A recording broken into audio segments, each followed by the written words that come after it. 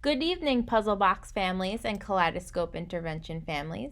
Today, we will be talking about our COVID-19 parent training. This training will be presented by Brittany Boganski, Valerie Forte, and Dianna Carlos. We will be overviewing wearing face masks, proper hand washing, and safe socialization. Stay tuned for more. Enjoy! All right, so we are going to start off with wearing a face mask. So the CDC recommends mask or face covering should be worn by everyone over 2 years old when in public places or around individuals that do not live in your home. If you look at the picture, this picture represents proper wearing of a face mask. As you can see, the mask fits comfortably over her nose, mouth, and chin.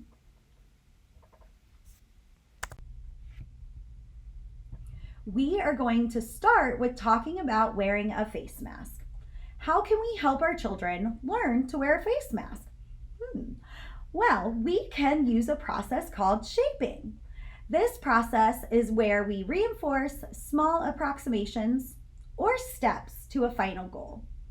So we might start with wearing the mask for as little as 5 to 10 seconds, and then provide a highly preferred reinforcer for that small approximation or step. As they are successful with that duration, we would increase the amount of time slowly as successful mask wearing increases. We might move to 20 seconds and then would only reinforce wearing the mask for that new duration. And we can continue to increase as they are successful. However, some of our children might not need to start with low durations for shaping wearing the mask. These children might be able to start at anywhere from 1 to 5 minutes and then increasing a few minutes at a time rather than every few seconds. For other children, we might be able to shape mask wearing by environment. We could provide a rule. We keep our mask on while at the store. Once they return to the vehicle, you can provide a highly preferred reinforcer and, of course, let them take their mask off. As you can see, there are several resources out there that provide amazing visuals on mask wearing for our children. This one I found on paautism.org. So if you look in the first box, it says, at first, my mask might not feel comfortable. Very true. The next box, the more I practice wearing my mask, the easier it will be to wear. Next, when I return home and take off my mask, I should wash my hands. Continuing on, if my mask is made out of cloth, I should wash it right away. Next, I can wear a new mask the next time I go out. And finally, wearing a mask keeps everyone safe. So it's a simple little visual for our children that might be very helpful. All right, lastly, for wearing face masks, we are going to talk about increasing motivation. So by letting our children be involved in the mask selection process, this could increase their motivation to wear the mask. Also, when starting to shape mask wearing, reinforcing with a highly preferred reinforcer can increase successful mask wearing. For example, if your child loves to watch or play on an iPad or eating Skittles or eating chips, we could limit these reinforcers to build up their motivation and then provide them for successful mask wearing.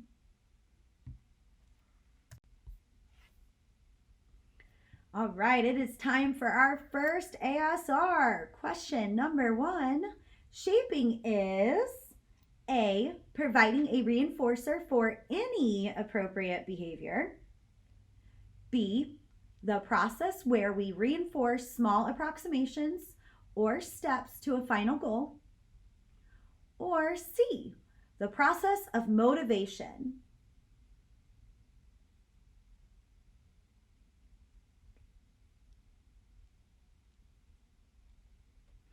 If you said B, you are correct. Woohoo! Shaping is the process where we reinforce small approximations or steps to a final goal. All right, now we're going to talk about hand washing. Hand washing is one of the best ways to protect yourself and your family from getting sick. So some key times that you should be washing your hands are before, during, and after preparing food, before eating food, before and after treating a cut or a wound, after using the toilet, after blowing your nose, coughing, or sneezing, after touching garbage, after you have been in a public place and touched an item surface that may be frequently touched by other people. And some of these items are door handles, tables, shopping carts, electric screens, such as those credit card machines or any touch screens out in public. And then also before touching your eyes, nose, and mouth, because that's how germs enter our bodies. All right, some steps to washing your hands the right way. Now, please take note that these steps might not be the steps that you take, but these are just some steps that we can take to wash our hands the right way. So the first thing you want to do is you want to wet your hands with clean running water. It can be warm or cold. Then you want to turn off the water because remember, we want to save the water.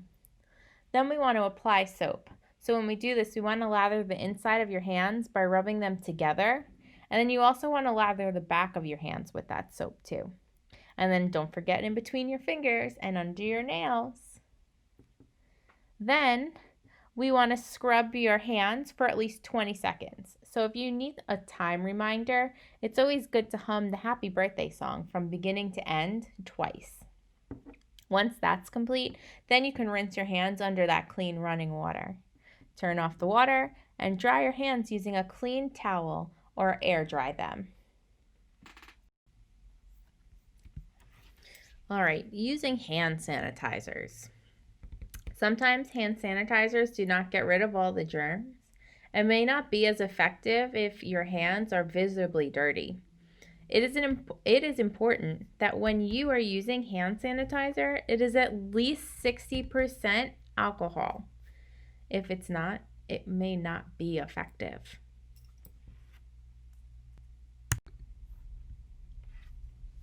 Steps to using hand sanitizer. First, you want to apply the appropriate amount of hand sanitizer to the palm of your hand. You'll know the amount by reading the back of the label. Then you want to rub your hands together. And you want to make sure that the gel is covering all surfaces of your hands and your fingers.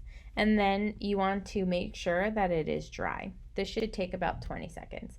This is a good thing to use if water and soap are not available. All right, it's time for ASR number 2. When your hands are visibly dirty, it is okay to use hand sanitizer that contains 20% alcohol. Is this true or is it false?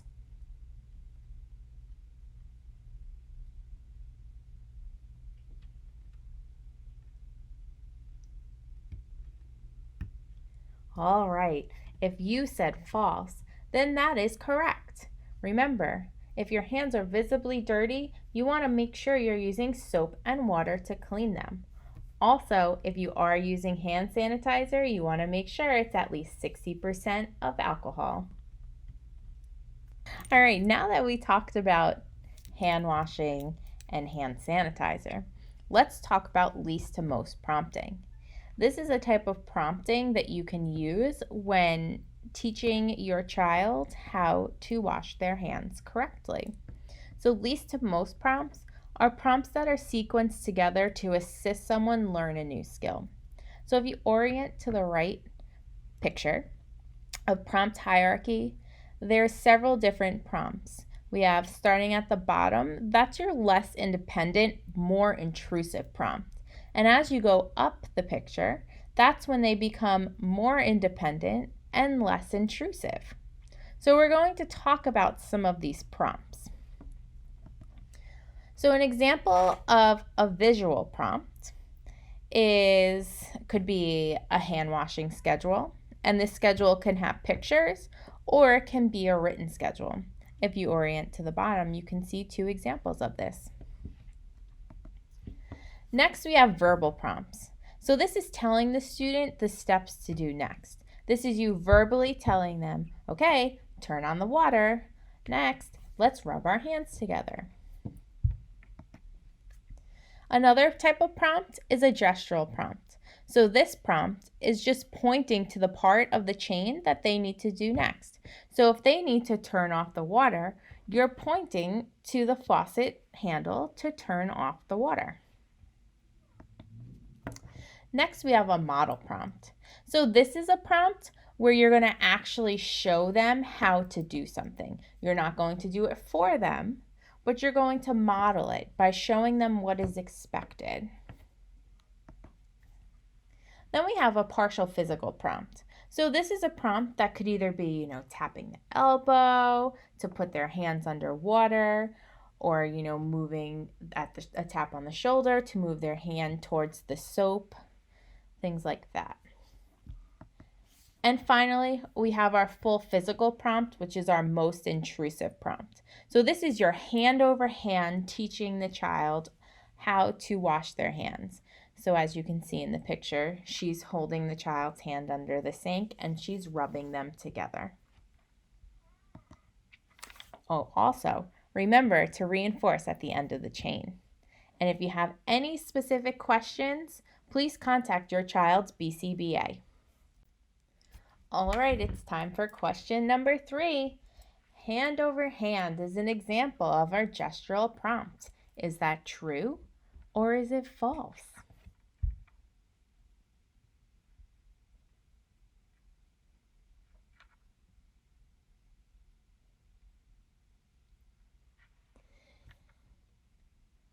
If you said false, then you are correct. Hand over hand is an example of a full physical prompt. Remember, a gestural prompt is pointing to the next step in the sequence. Next, we'll be talking about socialization and mental health. We all know that we need social interaction for our health and well-being. Here are some of the ways we can continue to socialize listed by risk. The lowest risk is by virtual-only activities, events, and gatherings. There are many platforms we can use, such as FaceTime, Zoom, and Skype, and other apps found on the internet.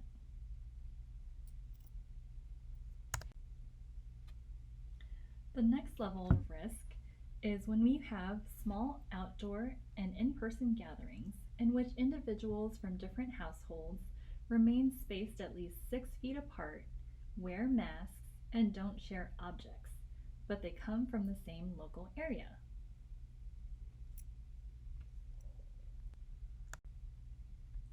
Another level of socialization with higher risk include medium-sized in-person gatherings that are adapted to allow individuals to remain spaced at least 6 feet apart, with attendees coming from outside the local area. Some examples are grocery stores, malls, and parks. Alternatives to public outings include online shopping and local delivery services.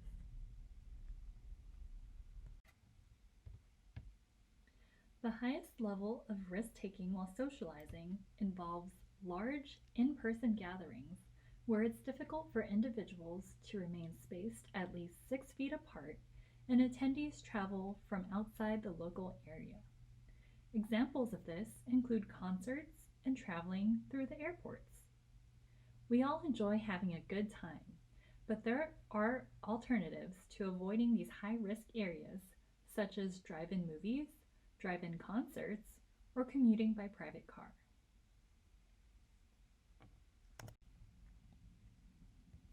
Some precautions to remember while socializing include social distancing. Family members who live in the same household are able to provide physical contact and affection with no mask required as long as the family members are not immunocompromised. With anyone outside of the family, such as therapists, friends, and strangers, wearing masks, limiting physical contact, and keeping a distance of at least 6 feet are highly recommended. Therapists, such as those in the clinic, may need to engage in some physical contact to continue to provide effective prompts. Ask your BCBA if there are alternatives to physical prompting, such as those mentioned earlier in this training. As social beings, we still want to remain respectful of societal norms and greetings, but we should also be wary of unnecessary physical contact. Instead of high fives, shaking hands, hugging, and large indoor activities, let's try some alternatives, such as giving a thumbs up, waving, air hugs, and virtual gatherings.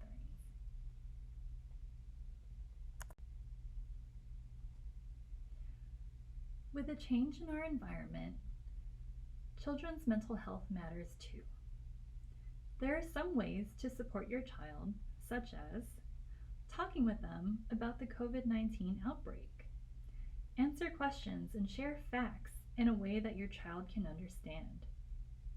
Reassure them that they are safe and let them know that it's okay if they feel upset. Share with them how you deal with your own stress so that they can learn from you how to cope with it. Limit your family's exposure to news coverage of the event, including social media. Some children may misinterpret what they hear and can be frightened about something they do not understand. Try your best to keep up with regular routines. And if schools are closed, create a schedule for learning activities and relaxing for fun activities. Be a role model. Take breaks, get plenty of sleep, exercise, and eat well. Connect with your friends and family members and show your kids that they can have some normalcy too. Also, spend time with your child in meaningful activities such as reading together, exercising, and playing board games.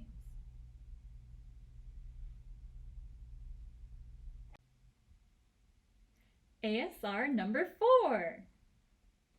List at least one way you can support your child's mental health.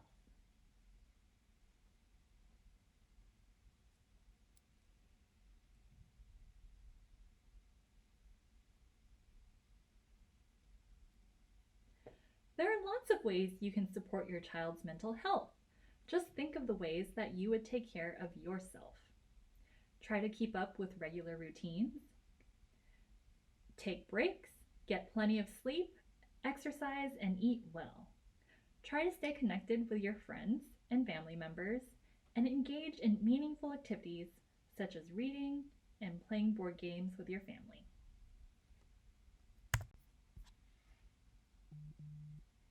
This global pandemic impacts all of us and can cause additional stressors on everyone.